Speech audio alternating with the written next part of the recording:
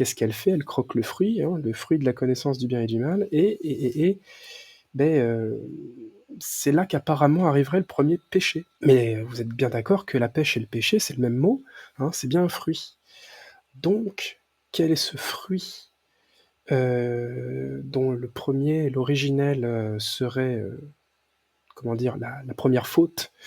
Et bien précisément la première chute ou la première faute, hein, vous voyez, faute, falsifié, fall, hein, la chute en anglais. Donc quelle est cette première chute? Beh, 1er événement qui suit, madame croque la pomme concrètement, c'est qu'elle est enceinte, hein. C'est pas dit comme ça, mais je veux dire, elle enfante, Caïn et Abel, c'est le premier épisode juste après le fait qu'elle se soit fait éjecter. Donc a priori, c'est qu'il y a eu quelque chose de cet ordre.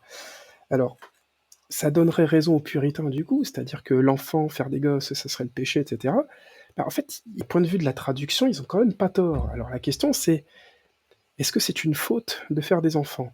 Réponse: techniquement oui, mais genre, étymologiquement, c'est indéniable. Alors est-ce que l'on faute? Oui. Est-ce qu'on peut le dire autrement? Ben oui, on peut le dire autrement. Imaginez, on est dans le jardin, on dit que, Adam et Ève étaient immortels, ils avaient des tas d'attributs, c'est ce que l'on dit, et puis, à un moment donné, ils écoutent pas, si on traduit par la faute, la chute égale ça fait un gosse concrètement, hein, le fruit des entrailles. Bon, ça veut dire que ce qui leur était défendu, allusivement, c'était de faire des gosses. Alors, si vous remarquez, ils ont tout, c'est ce que l'on dit, mais au moment de faire un gosse, ils ont désobéi. Sans jugement moral, hein, on décortique juste un tout petit peu la, la situation. Dieu n'est pas content, en tout cas, il est... Enfin, on dit qu'il est pas content, je sais pas s'il est très ému, hein, mais il fait remarquer que Adam a désobéi. En fait, le truc, c'est qu'il a... C'est un petit peu difficile pour moi avec là. J'ai un petit peu la tête qui tourne. Je reprends mon fil. Ça devrait pas faire ça toute la soirée, hein, c'est le temps de démarrage, comme d'habitude. C'est rude hein, pour vous, ça commence déjà avec un gros blanc. Oui, pardon. Donc, oui, tu as désobéi, t'as mangé du fruit, et en fait, que se passe-t-il quand... On va faire des analogies, hein, on oublie Adam et Ève 2 minutes. Que se passe-t-il quand les parents font des enfants? Socialement, on le sait très bien, ils s'isolent, toutes les jouissances dont ils bénéficiaient, c'est à la poubelle, parce que l'enfant va prendre toute l'énergie vitale de la maman, toute l'énergie vitale du papa qui va s'occuper de la maman, quand la chose est faite dans les règles de l'art, hein, pas avec des intervenants X et Y pour industrialiser la production, si vous voyez ce que je veux dire. Hein, c'est pas un jugement de valeur, hein, c'est pour que vous compreniez, quand les parents s'y mettent, ça les fatigue. Quand c'est eux qui le font, hein, je veux dire. Donc la femme est de plus en plus immobilisée, vous voyez, on a du mal à se dire que cette chose est immortelle et graciée des dieux. Elle est plutôt faible et se fait bouffer par quelque chose qui prend de plus en plus de place, de plus en plus d'ampleur, et qui vient la détourner du ciel, d'une certaine manière. Plus le ventre réclame, et plus les aspirations à l'éternité disparaissent, parce que la vie est descendue dans cette petite cavité qui grossit, et elle vient retenir l'intégrale attention de tous ceux qui sont concernés, c'est-à-dire généralement papa-maman, maman en premier, papa en un second temps. Alors, c'est un peu... La Bible répond, hein, il n'y a pas la poule et l'œuf, il y a Adam et Ève et l'enfant, hein, dans cet ordre. L'enfant, il était pas là avant Adam. C'est Adam l'enfant, techniquement, hein, et après Adam, il y a un enfant. Et donc, du coup, ce petit bout-là, vous voyez que présenté comme ça, il est la faute, il est l'échec ou le choix, puisque c'est la même racine, hein, échouer, échoir, vous voyez, il est l'échec de ses parents, en même temps que sa réussite, puisque pour contrebalancer cet excès de puritanisme qu'on retrouve dans le catharisme, hein, puisque c'est ce qu'on racontait des cathars, ils avaient tendance à aller dire aux femmes enceintes de mettre le petit machin à la poubelle parce que c'était pas une bonne idée de l'incarner. Donc on retrouve vraiment cette idée-là. Il y a vraiment des histoires de traduction derrière ça. C'est pas juste une vision comme ça de gens frustrés. Les mots désignent véritablement ce genre de compréhension. Et ensuite, les hommes se sont positionnés en bien, pas bien, pour, contre, hein, vous savez, comme on a tous connu. Mais la description, je voulais La situation telle qu'elle est décrite relate véritablement ça. L'enfant est une chute et la chute, l'échec de ses parents qui auraient pu, selon cette supposition, être dans une béatitude éternelle, communiquer avec Dieu, etc., etc. Et le simple fait d'avoir questionné le bien, le mal, sous-entendu derrière ça, il y a aussi la notion de polarité. Pourquoi je suis homme et toi femme? Pourquoi je suis femme et toi homme? Ah bah tiens, c'est marrant, le fait que tu sois homme et moi femme et inversement, ça permet de faire des bébés, c'est rigolo. Donc vous voyez, en fait, en questionnant, puisque c'est ça qu'il y a derrière le fait de croquer le fruit, manger et mendier étant de même souche, elle mendie le fruit, elle le questionne. Sachant que quêter et gester ou gestationner, vous voyez, hein, c'est porter en soi le temps de l'évacuation. Donc, notre chère Ève est devenue la mère de l'humanité adamique, je précise adamique. Salut Bonobo, content. Salut Parzival, je n'avais pas vu. Et en faisant ça, c'était l'appauvrissement d'un tiers supposément des... Vous voyez, ils étaient 2, ils sont passés à 3. Donc tout le potentiel qui était à son plein dans le premier couple, hein, le couple primordial, hop, il en a une partie qui est partie dans le troisième larron, le gosse. Et alors on dit qu'il y a eu Cain et Abel, on précise pas qu'ils étaient jumeaux, mais du coup, il y en a eu un quatrième rapidement. Et après, on dit qu'il y a eu 7, donc ça fait un cinquième, etc., etc. Et donc, on peut imaginer que plus l'humanité se reproduit, plus elle est nombreuse et plus son potentiel, si vous voulez, s'amenuit hein, à mesure que le nombre de personnes s'agrandit. Hein. Vous imaginez qu'il y a bien plus de liberté quand on est 800 000 sur la planète que quand on est 8 milliards. Vous voyez ce que je veux dire? Donc, les règles du jeu changent, et vous remarquerez que cette mentalité très archaïque dans le sens des mots revient par la petite porte, nous proposer par exemple d'arrêter de faire des gosses pour sauver la planète. Vous voyez, ça date pas d'hier, ce sont vraiment des choses c'est transgénérationnel. Certains diront que ça se fait dans des castes et dans des sociétés secrètes de puritains hystériques. C'est possible, hein, pour pas citer les rabbins. Mais de manière générale, alors ça peut être ça, mais généralement les rabbins ils se reproduisent, hein, ils font des gosses, ils ont le droit. Donc a priori c'est pas eux, a priori. Mais je peux me tromper. Donc de manière générale, on a comme des idées qui viennent et reviennent à travers les générations pour rappeler des mystères, hein, des mystères de base. Alors je relis ta question, Pierre, du coup. Pierre, on sait jamais. Je l'ai pas encore lu, je le fais. Je pense pas que c'est le live pour répondre à ma question, mais je la pose quand même car je suis obsédé par ça. Adam et Ève ont-ils une vérité historique? Alors, méta-historique, oui. Historique strict, c'est plus difficile à déterminer. Ça serait la cause, pardon, pas la cause, c'est ce qu'on appelle le monogénisme, par exemple. Ça fait partie des grands mystères supposément initiatiques. La tradition catholique, par exemple, dit monogénisme. Hein, elle est stricte là-dessus. Adam et Ève sont les premiers parents. Maintenant, elle ne elle l'affirme, elle n'en fait pas une démonstration, si ce n'est que, comme les rabbins, hein, on a une généalogie biblique qui partirait d'Adam et Ève, et certaines affirmations de personnes confidentielles, jamais vraiment citées, dans des bouquins, toujours qu'on appelle ça, de sources douteuses ou insuffisantes, auraient dans leur petite bibliothèque familiale leur généalogie écrite noir sur blanc jusqu'à Adam. Apparemment, ça serait possible chez certaines familles. Moi, personnellement, je ne l'ai pas, hein, donc je vais pas dire c'est possible, c'est pas possible. Par contre, pour répondre à ta question, Pierre, il y a ce que tu as peut-être déjà entendu, la question de ce qu'on appelle les pré-adamites, c'est-à-dire une souche humanoïde, a priori, humaine, parce que ça dépend ce qu'on appelle un humain, mais qui aurait été antérieure à Adam et Ève, antérieure, parallèle, on ne sait pas. Parce que si le début de la Genèse fait un focus sur Adam et Ève, on se retrouve quand même avec un Caïn, donc fils aîné, meurtrier de son frère Abel, qui se retrouve quand même à aller parmi les nations marqué au front comme un paria. Ouais, mais donc s'il va parmi les nations comme un paria, ces nations, elles viennent d'où? Parce qu'il est censé être le fils aîné, a priori, du premier couple. Donc il y a un petit pépin dans l'histoire quand même. Donc il y a des histoires traditionnels, pseudo-traditionnels, dans différentes sectes, qui expliquent, a priori en clair, exactement, enfin ils ont des thèses, hein, surtout, hein, ces gens-là. Plus les groupes sont petits, plus ils se permettent d'expliquer en clair, quelle est la vraie histoire, hein. Donc plus vous tombez dans les ramifications de ramifications, plus vous avez des réponses, mais moins vous avez de preuves. Vous voyez on descend, on descend, on descend, on descend, on a toujours plus de réponses, mais de moins en moins de preuves. C'est un petit peu compliqué. Plus le groupe est petit, plus on vous demande d'une certaine manière de faire acte de foi.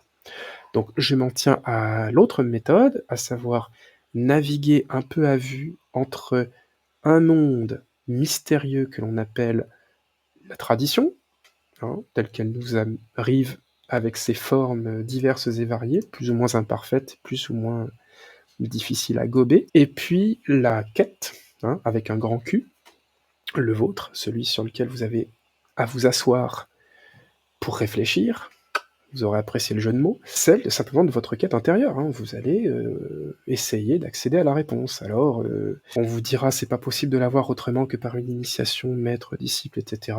Comme je le dis et le répète, je ne réponds pas à cette question. Si cela devait arriver pour l'un d'entre vous, eh bien, alléluia, tant mieux, voilà. Mais de manière générale, quelqu'un qui se questionne obtient toujours quelque chose, hein. Frappez et on vous ouvrira, comme disait Jésus. C'est aussi simple que ça. Les héritiers, c'est la famille Adams, tout à fait, ouais. Ah, c'est un petit peu dans le ton, là, parce que c'est la Toussaint... lapsus, la Toussaint. C'est Halloween! J'ai vraiment pas du tout... Je compte pas du tout vous faire un historique d'Halloween, sur ce que c'est pas, d'où ça vient, machin, parce que je... Il y a des vidéos qui le font très très bien, certainement mieux que moi, bien sourcées, bien fournies, etc. Mais avec le temps, ce que je me suis dit, en fait, je me distancie assez facilement de ce truc, mais disons que il y a ce que j'étais individuellement et puis ce que je me devais d'être, on va dire, socialement, hein, et de faire. La dernière fois que j'ai fêté Halloween, c'était quelque chose d'assez rigolo. J'étais à Montpellier et j'avais mis, si vous voulez, je m'étais peint avec de la peinture mate noire tout le visage. J'avais laissé 2 traits blancs comme ça. Ça faisait très, vous savez, peinture ethnico-sorcellerie africaine. Ça faisait un truc un peu étrange. J'avais des énormes dreadlocks. J'étais pas Rastafari, hein, faut le savoir quand même, mais j'avais des énormes dreadlocks de très longues, très très longues, plus bas que les fesses. Et donc j'étais comme ça, complètement masqué de cette peinture noire sur la figure. Eh bien, croyez-le ou pas, parce que du coup avec l'éclairage là, ça paraît un petit peu plus évident, bon un peu moins ici, un peu plus là, mais la plupart des gens qui ne me connaissaient pas, c'est-à-dire la plupart de des gens que je croisais, puisque j'étais pas reconnaissable, donc à moins de savoir que c'était moi, c'était difficile. Ils étaient persuadés que j'étais un rasta blanc qui avait un problème d'identité, qui se prenait pour un noir. Et c'est assez curieux. Et du coup, ça m'a laissé un souvenir très fort de mon dernier Halloween. C'était assez rigolo. Vers 2h, 3h du matin, 4h du matin, je sais plus, c'était devenu des soirées super glauques, où il y avait des espèces de faf bourrés de fin de soirée, qui étaient tellement dérangés parce que je buvais des verres à côté d'eux, qu'ils devenaient agressifs. S'ils étaient mais persuadés, comme ils pouvaient pas voir, ma gueule derrière la peinture, que j'étais un blanc rasta qui se prenait pour un noir. Alors, du coup, c'est sûr quand on me voit comme ça de profil, c'est pas très négroïde, donc ils avaient pas tort puisque je suis métisse. Mais vous voyez, c'était assez drôle. Et donc je les avais fait bugger parce que du coup, j'avais sorti ma manche comme ça et puis j'avais montré ma main. Et j'ai senti le gars se décomposer, il savait plus quoi faire, donc c'était mieux qu'une réponse, hein, je lui montrais ma main, c'était fini. Il fallait qu'il cherche de l'oxygène. Donc voilà, c'était là l'anecdote Halloween. Et je suis d'accord avec ta méthode, c'est bien trop loin et nous sommes bien trop récents, mais je pense que cela rejoint ton thème, Abel et la pureté de l'agneau et Caïn le signe du mal. Oui, effectivement, le pasteur, celui qui saigne du coup, hein, qui donne le Seigneur, un petit peu comme l'agneau sacrifié sur la croix, puisque l'agneau, c'est celui que l'on sacrifie. Alors, il y a toute la culture des bergers qui va avec, hein, parce que le contexte dans lequel se déroule tout ça, c'est une culture de pasteurs de brebis, beaucoup. Alors, on les trouve aussi beaucoup en Grèce, les pasteurs de brebis. C'est pas strictement hébraïque, bien que, je m'aventure pas dans les détails pour le moment, c'est assez difficile à reconstituer, mais j'en parlais déjà. Les revendications hébraïsantes ont pris un petit peu trop le dessus sur la culture qui est derrière la culture biblique et qui est un peu moins, homogène que l'on imagine et qui n'a peut-être pas forcément pour origine un peuple, hein. Ça pourrait être une compilation. Je reste dans le conditionnel, je fais pas un exposé, universitaire, hein, c'est pas le but. Mais c'est pour dire qu'il y a un patchwork d'éléments de culture extraméditerranéens, intraméditerranéens que l'on peut trouver dans les évangiles autant que dans le reste de la... Je vais donner, par exemple d'un jeu de mots que l'on trouve. À la fois, le jeu de mots est connu et pas connu parce que on n'imagine pas que le jeu de mots fait partie intégrale du discours. Vous voyez, dans les évangiles, on dit que Jésus, on lui met une couronne d'épines. Mais en fait, le terme en grec, puisque je me suis permis quand même d'aller lire l'évangile en grec, histoire d'avoir quand même un petit peu plus de certitude, c'est Stéphane, Akanta. Stéphanès, c'est ce qu'on appelle la victoire, ou la tresse que l'on apporte. Donc Stéphanos, hein, c'est le vainqueur d'une certaine manière, c'est le couronné. Si vous vous appelez Stéphane, eh bien, vous portez en vous quelque chose de super sympa. Et Akanta, c'est ce qui est censé vouloir dire épine. Mais en fait, ça veut dire autant que chardon, que ronce. Donc vous voyez, les termes qu'on emploie ne désignent pas ce que nous on appelle une épine. C'est pas une couronne d'épines, c'est une couronne peut-être piquante ou ce genre de choses. Mais quand on va gratter un petit peu, moi je me suis rendu compte que, vous voyez, l'écriture grecque fait penser que c'est ça le mot, et strictement ça. Mais vous voyez, c'est la retranscription de quelque chose qui pourrait parfaitement être un jeu de mots ou quelque chose de l'ordre de l'oralité, de la linguistique comme je pratique. Ça a fonctionné puisqu'effectivement, akanta, avec le TH typique du θ grec, en fait, le mot, instantanément, si vous connaissez un tout petit peu les plantes, que vous avez déjà regardé sur les chemins, c'est acacia, le mot le plus proche, hein. Imaginez juste qu'au lieu de acacia, si vous le prononciez comme ça, et que vous voyez acantha avec le TH, vous imaginez acantha, acantha, acantha. Vous voyez la manière de le prononcer donne acacia assez facilement. Il se trouve que l'acacia est supposément le bois dont est fait cette fameuse couronne dite d'épines. Donc peut-être que juste en fait, on a traduit une couronne d'épines, mais on aurait pu parfaitement dire une couronne d'acacia, et c'est acacia le même mot en français courant d'aujourd'hui et en grec. Sauf que la traduction d'acacia, vous voyez pourquoi le jeu de mots n'est pas envisagé parce que tout est découpé à cause de la modernité. Akakia, puisqu'on suppose que akakia, c'est la manière de le prononcer en grec archaïque. Vous voyez le C, acacia, comme si je disais couronne, le C devient un K, et donc vous avez akakia. Oui, mais akakia se lit, se détache autrement, celui qui n'a rien fait de mal. Donc, traduction, l'innocent. Donc c'est marrant, c'est un innocent qui s'est fait couronner, puisqu'il était innocent, tout le monde le sait, tout le monde l'affirme, et il se fait couronner d'une couronne d'innocent, en fait, c'est-à-dire d'acacia.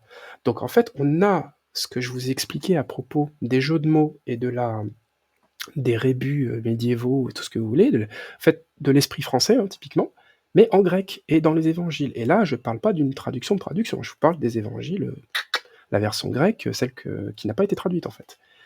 Donc, traduit correctement, c'est quand même assez... On n'a jamais lu une traduction qui disait « la couronne des innocents », par exemple, hein. Pourtant, c'est exactement ce qu'il aurait fallu comprendre.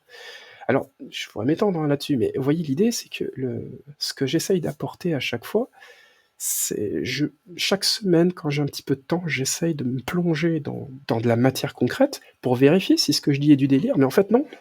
À chaque fois, ça fonctionne. Et il y a d'autres manières de le lire également, hein, puisque les ronces, vous voyez, ou les églantiers, hein, ils ont des pics, ça marche aussi. Akanta ou akata doit pouvoir définir toutes ces variations, parce que ce qui est derrière l'innocent, vous voyez, c'est celui qui est fragile, celui qui ne peut pas se défendre, hein. Il est innocent, il est responsable de rien, il est comme un enfant, un nouveau-né, hein. Vous savez que le terme du nouveau-né, c'est fondamental dans le mythe évangélique. dans le message évangélique, pour dire les choses autrement. Et l'innocent, il a besoin de protection. Et vous voyez, les mûriers, pardon, les ronces, c'est ce qu'on appelle, c'est un adage populaire, hein, le berceau du chêne, hein, ou le berceau d'autre chose, mais du chêne en particulier, parce que le chêne, c'est quelque chose qui c'est très emblématique, hein, chez les Celtes, le chêne, hein, c'est cet arbre multicentenaire qui devient gigantesque, qui est indétrônable, qui donne, enfin bref, qui fait un feu incroyable. Donc le feu, comprendre, hein, pyro, pur, puère, puéril, enfant, innocent, vous voyez l'idée. Donc le berceau de l'innocent, ce sont les ronces, comprendre acacia, hein, du coup, ce qui a des épines. Parce qu'on finalement, on trouve la fleur ou ce qui est précieux derrière les épines, hein. Vous voyez, on ne trouve pas la rose sans les épines, on ne trouve pas les épines sans la rose, selon l'adage, comment vous le lisez, vous ne trouverez le bonheur qu'entouré de malheur, et vous ne trouverez jamais le malheur sans le bonheur au bout. Donc, derrière cette idée-là, il y a quand même une idée de mort et de résurrection, de traverser les souffrances jusqu'au bout, jusqu'à la victoire, hein, stéphanée en grec du coup. Donc tous ces messages-là sont résumés avec juste 2 mots, dans le simple fait d'avoir dit Jésus couronné. Acacia, innocent. Voilà.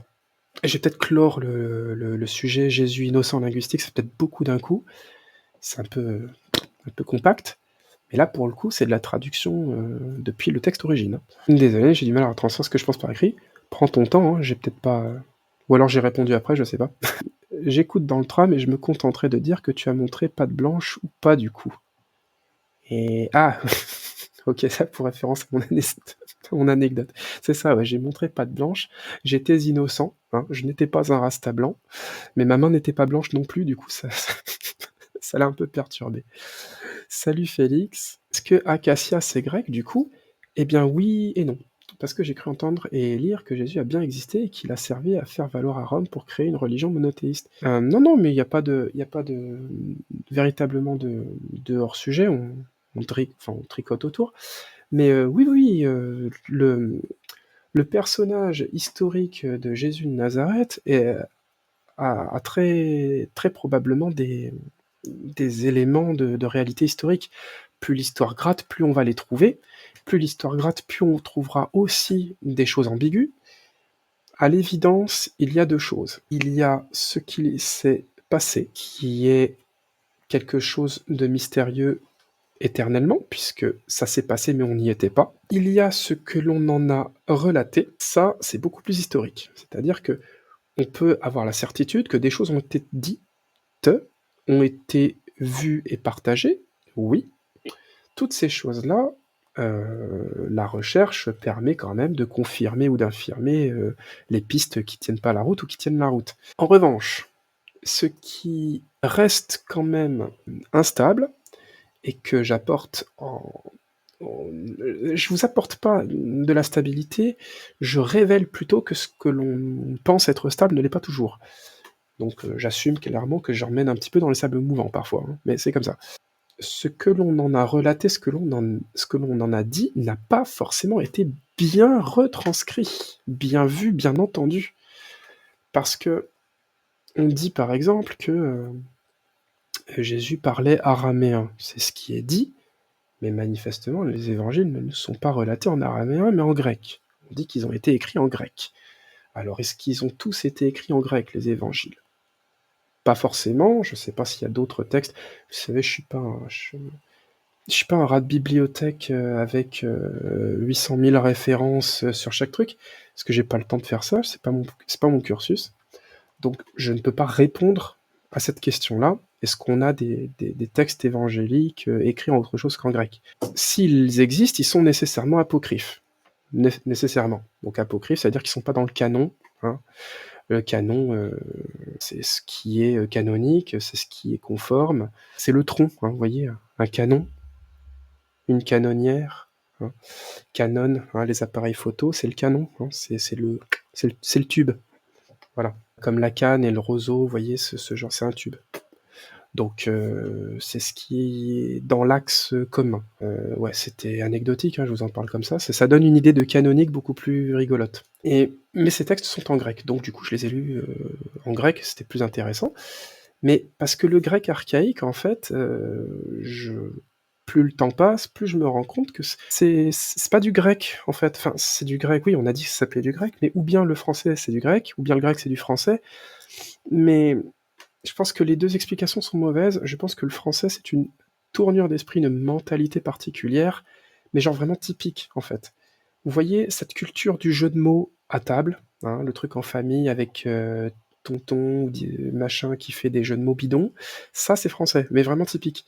Et ça là, je pense que c'est une mentalité bien plus vieille que ce qu'on appelle le français et que c'est ça que moi j'appelle français et c'est pour ça que je dis que le français précède le latin, précède le grec et que le français est la langue babélienne, si vous voulez, voire égyptienne si on devait dire les choses autrement. Donc ce ne sont pas les définitions, académiques, conventionnelles qu'on donne aux Français. C'est pas grave, j'essaye de préciser en quoi je m'en éloigne, pourquoi, mais du coup, ça implique d'accepter un autre paradigme. C'est celui de potentiellement se faire, heu, piloter autrement que par l'accumulation quantitative de petits documents a priori historiques et exacts. Voilà. Un document peut être parfaitement exactement retranscrit et exactement, mal compris. C'est tout à fait possible. Si vous n'avez pas compris l'allusion qui est dedans ou vous voyez, on peut monter erreur sur erreur et faire des trucs de fou à la fin. C'est pas du tout impossible et je pense qu'une partie, pour ne pas dire une grande partie, c'est un peu m'avancer, mais une partie de ce que l'on trouve dans le domaine religieux, si ce n'est la bon allez, la plupart des problèmes dits de religion sont dus à des problèmes de traduction, tout simplement. Parce qu'il faut comprendre que si la tradition primordiale, la religion d'Adam dans son jardin d'Éden, c'était concrètement de parler à Dieu, hein, c'est quand même ce qui est dit, parce qu'il y en a qui se posent la question, ah oui, mais comment c'était la religion à l'époque d'Adam? Bah, c'est pas précisé, on sait juste qu'il faisait ce qu'il voulait dans le jardin, et il parlait à Dieu. C'est tout ce que l'on sait. Et après lui, après la chute, après l'éjection du Jardin d'Éden, on sait que ses enfants rendaient un culte en faisant des sacrifices. Alors, il y a 2 choses à comprendre, c'est qu'il n'y avait pas de sacrifice au moment où Adam était dans le Jardin d'Éden. Il n'y en avait pas, c'est pas qu'on en est sûr, hein, c'est juste que c'est pas précisé, on ne parle pas de sacrifice à ce moment-là. Donc, vous voyez, entre avant de faire des enfants et après, il y a eu l'apparition de sacrifices. Qui dit sacrifier dit mettre de côté, hein. Ça, je renvoie au très long et compact live qu'on avait fait avec Pierre-Yves Lenoble. Sacrifier, c'est mettre à l'écart, c'est dédier, si vous voulez, ou rendre intouchable pour les hommes, hein, mais il faut comprendre que ça veut dire que c'est les dieux qui ont le droit d'y toucher. Donc c'est ça, sacrifier. On a commencé à faire des sacrifices avec Caïn et Abel. Et cette idée de sacrifice est restée jusqu'aux évangiles quand Dieu le Père a envoyé son Fils en sacrifice pour racheter l'humanité. Thèse un petit peu bizarroïde quand même, hein, les chrétiens continuent de le rabâcher et on l'entend encore aujourd'hui. Le Père a envoyé son Fils pour racheter les péchés de l'humanité. Ça reste encore un sujet de thèse et d'explication du pourquoi, du comment, mais ça reste quand même bizarre comme explication. On a un peu de mal à comprendre comment c'est possible. Je dis pas que c'est bien, que c'est la bonne manière de le dire, hein, ou pas que c'est la mauvaise, c'est ni l'un ni l'autre. Je dis juste qu'on peut quand même légitimement se demander ce que c'est que cette histoire. Mais clairement, il y a une histoire de rachat des péchés, vous voyez? Le péché originel étant le premier enfant, selon la définition que je viens de donner, Dieu est allé jusqu'à le récupérer. Donc même dans les évangiles, si vous voyez, il vient récupérer l'enfant de... On a ça dans Abraham aussi, dans «Donne-moi ton gosse si tu m'aimes beaucoup». Donc tout le long et jusqu'en même aux événements, soi-disant d'amour et de paix des évangiles, on a quand même un sacrifice humain, hein, donc c'est quand même hardcore. Bon, je laisse l'ambiguïté ouverte, hein, mais c'est juste pour dire que Adam causait et après avoir causé, manifestement, il a pas dû bien comprendre ce qu'on lui disait, il a fait une erreur de traduction manifestement, il a pas bien écouté. Tellement que Jésus passe son temps à dire, que celui qui a des oreilles entende, hein, donc c'est vraiment faut bien comprendre ce que j'ai dit, hein, c'est ça le truc. Donc manifestement, il a compris de travers et Ève en particulier, parce que lui, finalement, hein, c'est très, masculiniste, hein, lui, il était droit, c'est Ève qui l'a un peu tenté, donc hein, il a merdé, mais c'est pas vraiment sa faute, c'est Ève. Pourquoi pas? Peu importe. Mais du coup, son erreur de compréhension, donc de traduction, hein, il n'a pas réussi à garder la parole de Dieu, lui a fait faire, un, des enfants, et deux, ces enfants, alors on ne sait pas si c'est parce qu'eux-mêmes se sont mis à grandir n'importe comment, mais ils ont commencé à faire des sacrifices. Ils ont commencé à rendre comme ça des choses, à dédier, et avant il y en avait pas. Alors il y a des spéculations, hein. On explique que si, j'ai déjà lu ça quelque part sur internet. Ah oui, mais il y avait des les peaux de bêtes dont ils ont été revêtus au moment de sortir d'Éden, ça veut dire qu'il y avait des animaux dans le jardin, et s'ils étaient nus avant, ça veut dire qu'ils ont d'abord tué les animaux, donc le premier péché, c'est d'avoir tué les animaux, je sais pas quoi, bref. Et donc du coup, c'est pour ça qu'il faut être végétarien, hein. Donc je suis pas spécialement, chaud pour ce genre d'interprétation un peu tirée par les cheveux. Il y en a, ils veulent absolument penser que l'erreur, c'est d'avoir été, comment ça s'appelle? Non végétarien. J'ai pas trop compris pourquoi, ou alors si c'est parce que alors vous voyez après on monte encore d'une strate, c'est parce que le Dieu sanguinaire de l'Ancien Testament, c'est pas le Dieu d'amour du Nouveau, donc du coup le problème c'est les Juifs qui sont hardcore sanguinaires et qui ont rien compris, et donc bon bref, et vous voyez après on repart dans n'importe quoi. Parce que je pense que c'est vraiment pas possible en fait.